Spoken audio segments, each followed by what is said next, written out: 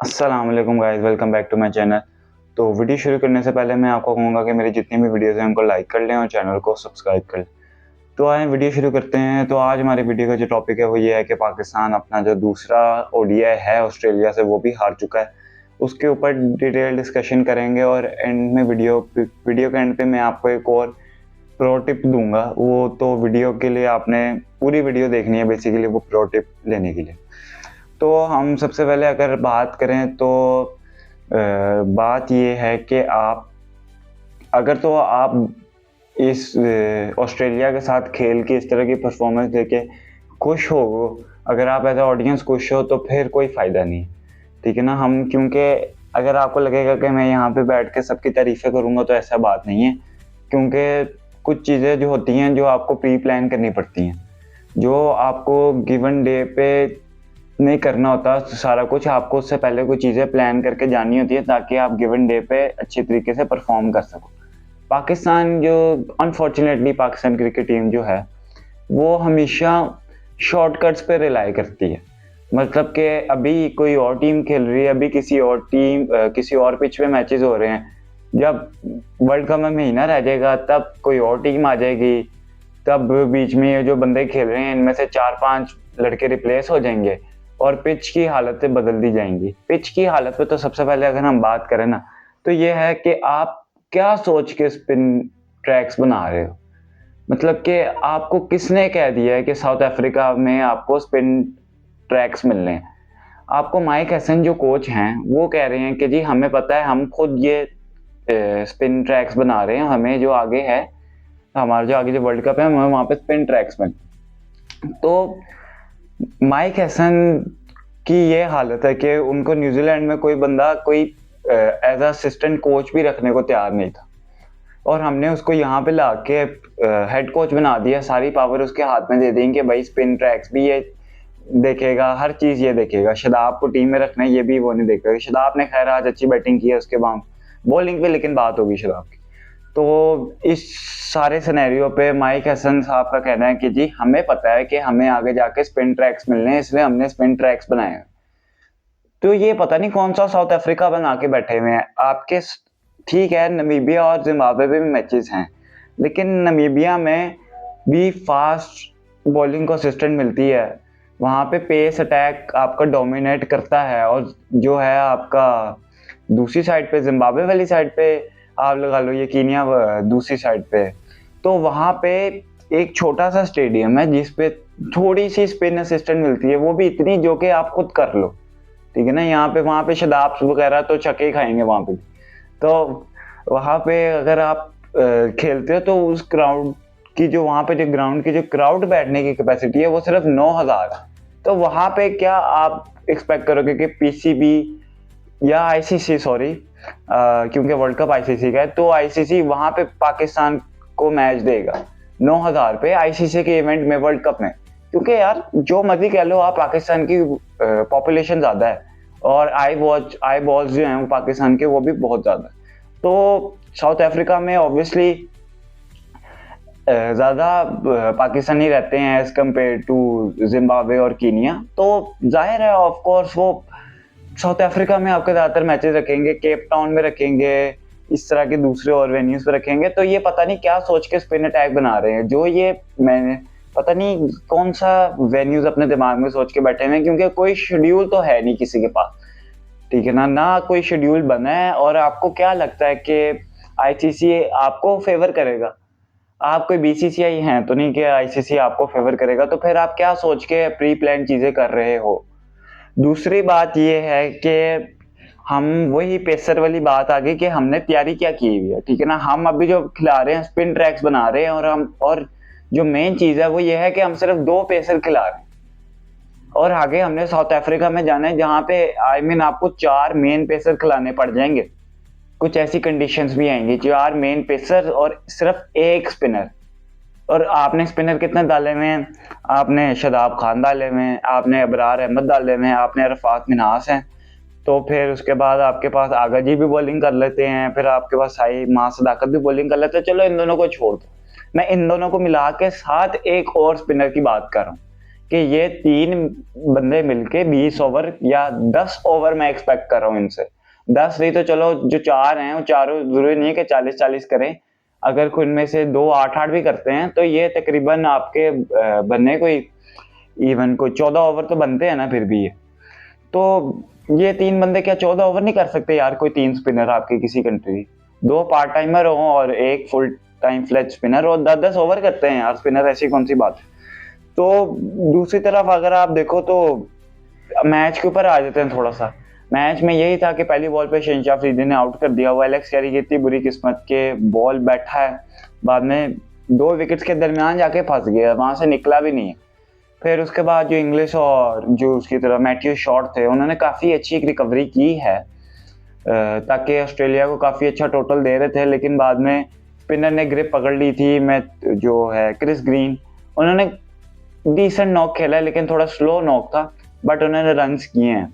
उसके बाद आप देखो तो जो था ऑस्ट्रेलिया था वो फिनिश उस तरह नहीं कर पाया था। हमें लग रहा था कि यार ये टोटल कम है।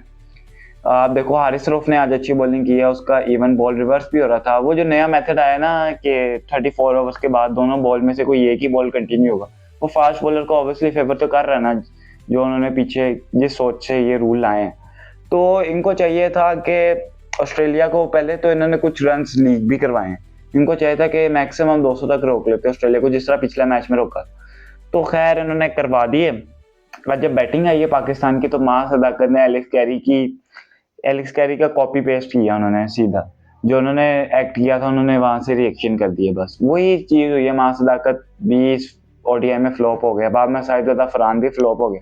बाबर आजम यार अच्छा खेल रहा था टू बी ऑनेस्ट, पिच ही कुछ इस तरह का गंदा बनाया हुआ है यार उन्होंने कि ऑफ कटर, एक तो उसने बॉल भी बहुत अच्छा किया था एलिस ने, फिर उसने ऑफ कटर किया, पिच पे पड़ा, अच्छी जगह पड़ा, फिर वो इन डिपर होके आया। तो मतलब कितना आप प्लेयर को नहीं आप इतना ज्यादा क्रिटिसाइज कर सकते। अक्सर बॉलर की भी बीच में गुड लक होती है और स्किल होती है, जाहिर सी बात है, वो इंटरनेशनल बॉलर है। लेकिन मैं आपको एक और बात बता दूं, ये नेथन एलिस वगैरह जो भी फास्ट बॉलर खेल रहे हैं जिनको हम विकेट्स दे ही जा रहे हैं, ये बात ये है कि ये कंफर्म नहीं है कि वर्ल्ड कप के स्क्वाड में भी होगा कि नहीं होगा। आप ये सोच लो, ये जो हम जिनको हम हरा नहीं पा रहे जिस टीम को, वो आप सोचो कि वर्ल्ड कप के स्क्वाड में भी होगा कि नहीं होगा। हमें ये भी कंफर्मेशन नहीं है, क्योंकि ऑस्ट्रेलिया के कोच ने कहा है हमारे 3 पेसर जो खेलेंगे, मिचेल स्टार्क, पैट कमिंस और Josh Hazlewood, which is no surprise, ये 3 इनके मेन पेसर बनते हैं। तो ये 3 में इनके मेन पेसर हैं, तो नेथन एलिस को ये एज अ 4th सीमर रखेंगे या 5th सीमर रखेंगे, बट ये भी कंफर्मेशन है कि स्क्वाड में भी रखेंगे कि नहीं रखेंगे, और हम उसको उस तरह विकेट्स दे जा रहे हैं। तो हमने बहुत ही काम खराब किया है। फिर उसके बाद हम अपना खुद ही मैच फंसा लेते हैं। हमने एक तो इतनी गंदी विकेट बनाई हुई है ना, इतना बॉल टर्न हो रहा है यार, कोई खुदा का खौफ करो यार।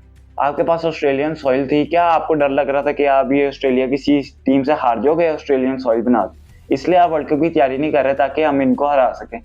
हार तो आप फिर भी गए, तो इससे अच्छा ऑस्ट्रेलियन सॉइल ही बना देते। अब चुप करके ऑस्ट्रेलियन सॉइल बना लो आखिरी मैच में, ठीक है ना, देखी जाएगी यार। आप तैयारी तो करो यहाँ से करने की, आप यही तो आपके काम है।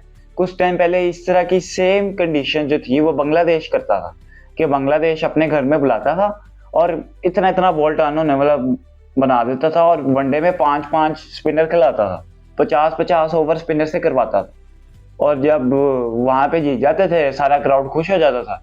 जब वो इंटरनेशनल टूर्नामेंट्स में, आईसीसी के टूर्नामेंट्स में आते थे, तब जब न्यूट्रल वेन्यू होते थे, जब अच्छी पिचेस बनती थी, तब वो फारिग हो जाते थे वहां पे। ना उनके बॉलर्स को समझ आता था कि हमने बॉल कहाँ पे करना है, ना उनके बैटर्स को समझ आते थे कि हमने खेला किस तरह। तो ये बांग्लादेश शुरू से करता आ रहा था। अब बांग्लादेश फास्ट ट्रैक्स बनाना शुरू हो गया अपने होम ग्राउंड में, और फास्ट ट्रैक्स बना के वो डोमिनेट कर रहा है नहीद राना के साथ। हम वाइट वॉश होके आए हैं वहां से दोबारा से। तो हमने ये चीजें देख रही हैं, हम बांग्लादेश की साइड ले चुके हैं, और बांग्लादेश की साइड लेने का मतलब मेरा यही है कि हम जो वो काम कर रहे थे हम वो काम कर रहे हैं। हम भी स्पिन ट्रैक्स बना रहे हैं। मैं आपको याद करवा दूं, स्पिन ट्रैक्स हमने T20 वर्ल्ड कप से भी पहले बनाए थे, लेकिन ऑल्दो वो हमें आगे जाके स्पिन ट्रैक्स ही मिलने थे, और हमने ऑस्ट्रेलिया को स्पिन ट्रैक्स पे व्हाइट वॉश कर दिया था। हम बहुत खुश हो गए कि यार हमने ऑस्ट्रेलिया को स्पिन ट्रैक्स पे व्हाइट वॉश कर दिया, हमें आगे जाके भी स्पिन ट्रैक ही मिलना है। तो हमारे लिए आसानी है, हम वर्ल्ड कप जीत रहे हैं या कम से कम सेमीफाइनल तो जीते रहे हैं। लेकिन जाके वहां पे आपने पाकिस्तान की परफॉर्मेंस देख ली थी। आई मीन सुपर 8 से पहले भी ये बातचीत होना शुरू हो गई थी कि एक मैच था पाकिस्तान का नामीबिया के साथ कि अगर पाकिस्तान ये हार गया तो बाहर। मतलब कि आप देखो कि सुपर 8 से पहले भी ये बातचीत होना शुरू हो गई, आप इस नौबत तक ले आए थे कि नामीबिया से हार गया तो बाहर है। कुछ भी यार, on the given day T20 में कुछ भी हो सकता है। तो ऑल्दो पाकिस्तान की जो बैटिंग चल रही थी वो गाजी गौरी अच्छा खेल रहा था, लेकिन काफी उसको ना एक दो चांसेस भी मिले हैं, लेकिन वो अच्छा खेल रहा है। लेकिन बात ये नहीं है गाजी गौरी अच्छा खेल रहा है कि नहीं खेल, बात ये है कि जो विकेट कीपर्स काफी टाइम से लाइन में लगे हुए थे और जो डिजर्विंग थे उनको आपने बाहर करके आपने गाजी गौरी को लिया। और गाजी गौरी नो डाउट पहला मैच उसने अच्छा खेला, दूसरे मैच में भी उसने एक अच्छी डिसेंट नॉक खेली है, लेकिन उनका हक बनता था जो कि काफी टाइम से लाइन में लगे हुए थे, रुहेल, नजीर, हसीबुल्ला, इन सबका हक बनता था। काजी गौरी बाहर से एक आपने फिर वही थर्ड पर्सन लाके बीच में डाल दिए और रिजवान की जगह डाल दिए। ये भी देख लो यार क्या चीज। फिर जो मेन हाईलाइट है इस मैच की वो ये है कि हमारे शादाब साहब जो हैं उन्होंने बैटिंग से मैच क्लोज लेकर उन्होंने बैटिंग से मैच बना दिया। यार टू बी ऑनेस्ट वो जिस तरह मैच लेके जा रहा था और जितना अच्छा हो गया उसको खेलते हुए और जितने उसने पीछे जिस तरह की परफॉर्मेंस दिखाई हुई है, अब उसका मैच जितवाना ही सारे गुनाह माफ करता था बैटिंग में। उसका क्लोज लेके जाना काबिल कबूल नहीं था। मतलब कि अगर वो क्लोज ले गया तो उसका मतलब ये मतलब नहीं है कि शादाब ने बहुत अच्छी परफॉर्मेंस दी। जिस तरह उसने पीछे काम किए हैं ना, उसको मैच जितवाना ही पड़ना था, तब भी जाके कुछ सोचा जा सकता था कि यार शादाब की क्या है, इस टीम में जगह बनती भी है कि नहीं बनती। खैर अब वीडियो में इतना ही है, आगे जो थर्ड ओडीआई है इंशाल्लाह उसके ऊपर भी वीडियो आएगी, उसके ऊपर भी देखेंगे। सीरीज जो है वो अभी 1-1 से बराबर है, लास्ट वनडे है, फाइनल होगा ऑब्वियसली। तो देखेंगे कि इसके अंदर पाकिस्तान किस तरह का ट्रैक बनाता है और पाकिस्तान की क्या परफॉर्मेंस रहती है और क्या रिजल्ट आता है। तो तब तक के लिए अल्लाह हाफिज।